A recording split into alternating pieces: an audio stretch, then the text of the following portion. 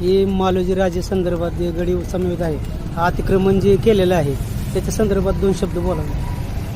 महाराष्ट्राचे आराध्य दैवत छत्रपती शिवाजी महाराज यांचे आजोबा सरदार वीरश्री मालोजीराजे भोसले यांच्या गडीवर अतिक्रमण काढण्यासाठी प्रशासनाला आम्ही गेले 3 वर्ष झालं पाठपुरावा करतोय. पण गडीला आता 36 कोटी रुपये मंजूर झालेले आहेत. पण गडीवरचं अतिक्रमण पूर्ण जोपर्यंत निघत नाही तोपर्यंत गडीचं कुठलंही काम आम्ही करू देणार नाही. हे प्रशासनाने याची दखल घ्यावी आणि सगळ्यात महत्त्वाचं म्हणजे पहिलं गडी मुक्त करून टाकावं. नाहीतर विशाळगडाचं जे प्रकरण ताजंच आहे, जसं विशाळगडाचं झालं तसं इंदापुरात होऊ नये. जर प्रशासनाला असं वाटत असेल तर प्रशासनाने आपली ठोस भूमिका घ्यावी.